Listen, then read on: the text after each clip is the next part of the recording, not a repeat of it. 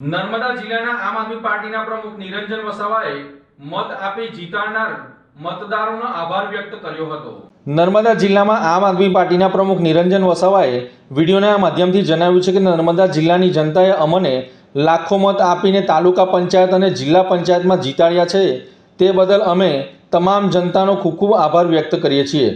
સમગ્ર ગુજરાતમાં અને ખાસ કરીને નર્મદા તથા ડેડિયાપાડામાં ધારાસભ્યો, સાંસદો, મંત્રીઓ, ડેપ્યુટી સીએમ, મુખ્યમંત્રી, પ્રદેશ અધ્યક્ષ અને દેશના વડાપ્રધાન સુધીના મોટા નેતાઓ આવી અનેક યોજનાઓ અને કરોડો રૂપિયાના પ્રોજેક્ટોની જાહેરાત કરી છતાં આજે નર્મદા જિલ્લાની જનતા જાગી ગઈ છે અને ભારતીય જનતા પાર્ટીને જાકારો આપ્યો છે।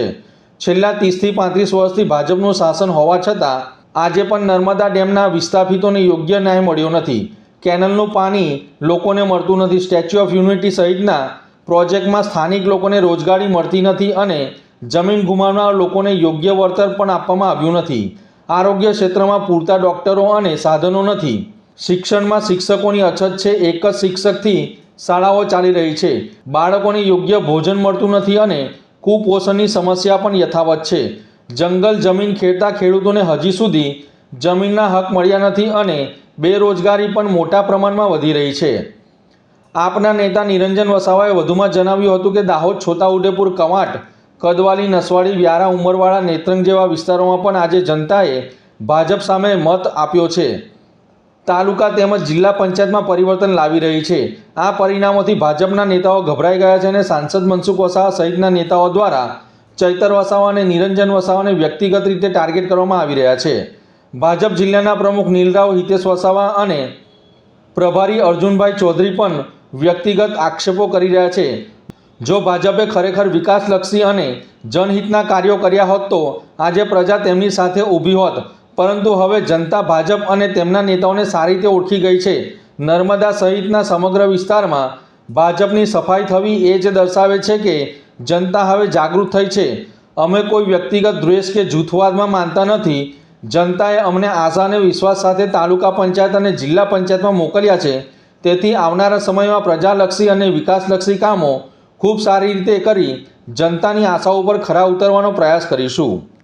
નમસ્કાર મિત્રો, નર્મદા જિલ્લાની જે જનતાએ અમને લાખો મતો આપી અને તાલુકા પંચાયત અને જિલ્લા પંચાયતમાં જીતાડ્યા છે એ બદલ તમામ જનતાનો અમે ખૂબ ખૂબ આભાર વ્યક્ત કરીએ છીએ।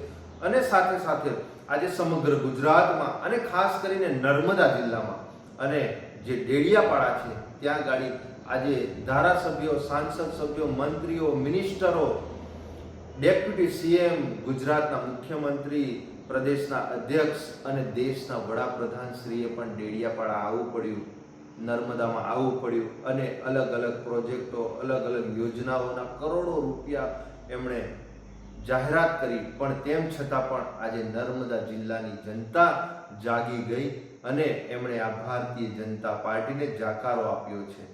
છેલ્લા 35 વર્ષથી ભારતીય જનતા પાર્ટીનું શાસન છે, પણ તેમ છતાં પણ આજે નર્મદા ડેમના જે વિસ્થાપિતો છે, આજે જે કેનાલો બનાવી, આજે પણ આ કેનાલનું પાણી નર્મદાના લોકોને નથી મળતું। જે વિસ્થાપિતો થયેલા છે એ વિસ્થાપિતોને યોગ્ય ન્યાય નથી મળતો। આજે સ્ટેચ્યુ ઓફ યુનિટી બનાવ્યા બાદ આજે ત્યાં અલગ અલગ પ્રોજેક્ટો બનાવવામાં આવ્યા, સ્થાનિક લોકોને રોજગારી નથી મળતી।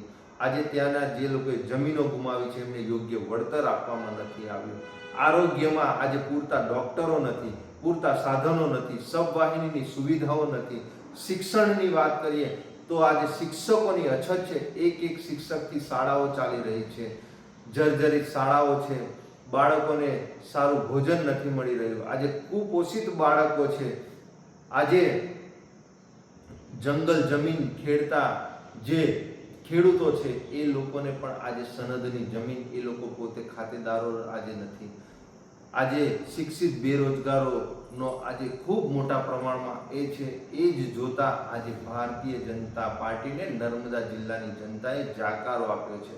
અને સાથે સાથે આજે દાહોદ હોય, છોટાઉદેપુર હોય, કવાંટ હોય, કદવાલ હોય, નસવાડી હોય, વ્યારા, ઉમરપાડા, નેત્રંગ, વાલિયામાં પણ ખૂબ મોટા માર્જિનથી આમ આદમી પાર્ટી તાલુકા પંચાયત અને જિલ્લા પંચાયત આવનારા દિવસોમાં બનાવી રહી છે।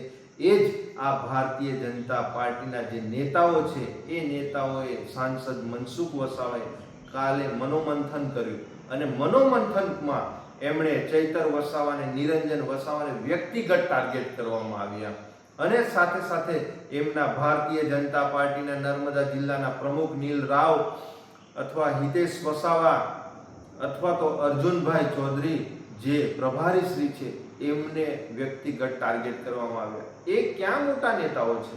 એ તો સામાન્ય લોકો છે. મોટા નેતા તો તમે છો. તમે છેલ્લા 6-7 ટર્મથી સાંસદ છો.